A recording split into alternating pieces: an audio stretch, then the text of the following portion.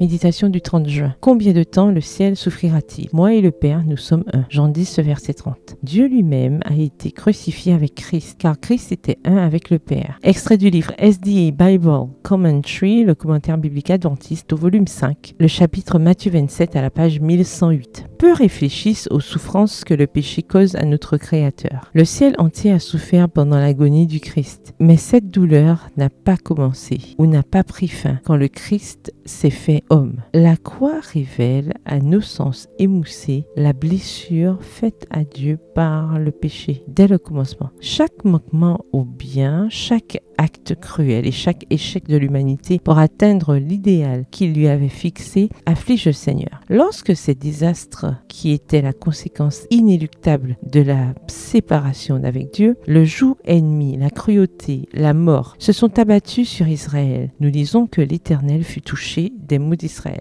Juge 10, verset 16. Dans toute leur détresse, qui était pour lui aussi une détresse, il les a soutenus et portés tous les jours d'autrefois. Voir Ésaïe 63, le verset 9. L'Esprit lui-même intercède par des soupirs inexprimables. Romains 8, le verset 26. La création tout entière soupire et souffre les douleurs de l'enfantement, au verset 22. Et le cœur de notre Père céleste est rempli de compassion. Notre monde est une immense léproserie et le théâtre de misère que nous n'osons même pas évoquer. Si nous en prenions l'exacte mesure, le fardeau en serait trop pesant.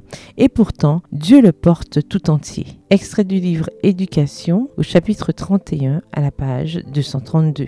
Il n'y a pas un soupir, pas une douleur, pas un chagrin qui ne trouve un écho dans le cœur du Père. Extrait du livre Jésus-Christ, au chapitre 37, à la page 314. Celui qui sonde les profondeurs de la misère et du désespoir humain sait comment les soulager. Bien que les êtres humains aient gaspillé les bénédictions, les talents qu'ils avaient reçus et bien qu'ils aient perdu leur dignité originelle, le Créateur doit être glorifié par leur rédemption. Extrait du livre Éducation à la page 237. Pour détruire le péché et ses conséquences, il a donné son Fils bien-aimé et nous a confié le pouvoir d'œuvrer avec lui pour que les souffrances prennent fin. Extrait du livre toujours Éducation à la page 232. Avec une armée de travailleurs tels que nos jeunes bien préparés, la bonne nouvelle de notre Sauveur crucifié, ressuscité et prêt à revenir serait vite portée au monde entier. Comme la fin viendrait vite, la fin de la souffrance, du chagrin et du péché. Extrait tiré du livre Éducation à la page 237. Bonne soirée, que l'Éternel vous bénisse.